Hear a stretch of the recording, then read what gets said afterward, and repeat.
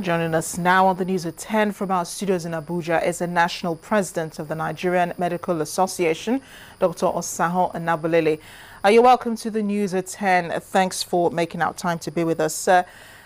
We had listened to you earlier, just commenting on a few issues, a few national issues. One of them is security. You said you're suggesting liberalizing the policy of gun ownership in the country. How does that make people feel safe, knowing already that weapons lie in the hands of some people who really shouldn't have them? Well, thank you very much. This, I must tell Nigerians, is part of what we consider one of those measures that can be cogitated on by Nigerians towards safeguarding them, in this whole light of our descent into a near state of oppositionism, because rightly and truly, Nigerians expect the best from government in terms of the protection of their lives, because they have a social compact with government, wherein they have surrendered their sovereignty, their rights, in exchange for the protection of their lives and properties. And so just now, Nigerians are not getting that level of protection. And so for how long can they continue to wait on government as if we are moving in a barber's chair, all motion and no movement? And Nigerians are now saying, can we continue to look left and right, and the only thing we see is violence, is death, is kidnapping?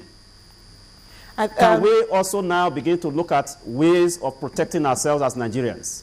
Because unless and until we begin to have this kind of options discussed openly, in spite of the fears that may, of course, the fears that people may have about those concepts, we just can't go anywhere. Dr. Saho, it sounds like, I'm sorry to cut in here, but it sounds like you're suggesting that the government is really not doing enough to protect citizens. I mean, if everybody is allowed to own guns in Nigeria, just imagine what kind of situation that will be. People would, run guns at any small instance. No. We're not saying that everybody should own guns in Nigeria. There are conditions, there are criteria that government can also look at. For instance, the age limit. For instance, your state of mentality. For instance, even your vision. There are certain conditionalities that must be fulfilled. But the only thing we are saying is that, can we begin to look at how we can make it easier for those law-abiding citizens, all right, to have easier access to at least firearms? Because the truth of the matter is that most of these criminals who perpetrate these acts of criminality have a very high fear factor. A lot of them do not want to die. A lot of them are not the 10% pathological criminals that we have who, whether they want to die or not, they are not bothered. But this set of criminals that we're having increasingly are those who, out of joblessness, have to resort to crime. And they are not willing, when they know that there is a likelihood that their potential victims are armed, they will not want to go and commit such high-risk ventures. And so it's going to be a disincentive, really, in the long run. So in initiating this policy, it's one that everybody needs to, it's not the perfect, it may not be a perfect idea. But what we are saying is that Nigerians will begin to think of other options than holding, roundtable conferences. For more than half a century, we'll be doing that. And yet, unemployment is rising, poverty is rising, Nigerians are becoming defenseless. And so it's one option we think we should also put on the table for Nigerians to look at. And we'll discuss, and if we find it very plausible, it's something that we can take home and say, look, can we now begin to defend ourselves? Okay, you talked about crime, and there's actually one that comes closer to your field, the Cynthia Osukoku case. Ideally, drugs shouldn't be sold to people at pharmacies without a prescription, but that's really not the case in Nigeria. How would you ensure that, there are checks in place to make sure that, pharmacies insist on seeing a doctor's prescription before they're sold, before patients are sold drugs over the counter?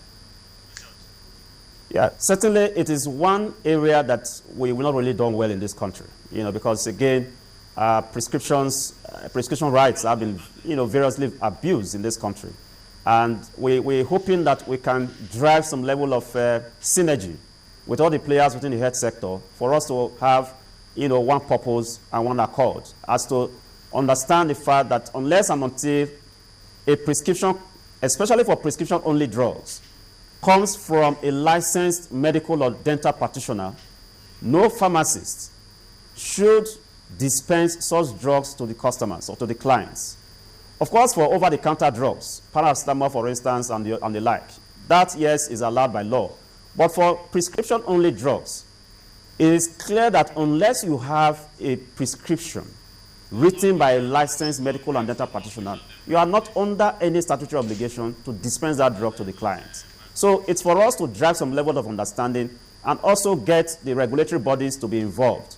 For instance, the Medical and Dental Council at a point in time thought of coming up with customized prescription pads so that everything is centralized and serialized such that no one goes to, of course, prescribe outside that, outside that framework, outside that format. But that, of course, was a dream that was killed at the very early stages. But it's something that can be brought back again to the table to see how we can regularize and streamline the whole issue of prescription and dispensing of drugs, especially for prescription-only drugs. Dr. Nabulili, yeah. You're talking about the ideal situation, but right now, 2 pharmacists are being held in police custody for their involvement in this Cynthia Osukoku case because they gave out drugs. They gave drugs to some of the criminals who participated in the crime without them producing a prescription.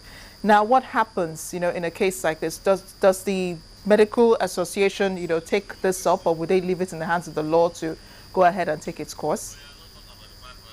Well, certainly this has to border on ethical conduct. And I do not know the evidence that the police may have, but looking at it at the surface, it looks more like an ethical breach, for which I expect the appropriate regulatory council, in this instance, the Pharmacy Council of Nigeria, to perhaps take up that case and see how they have breached their own ethical guidelines.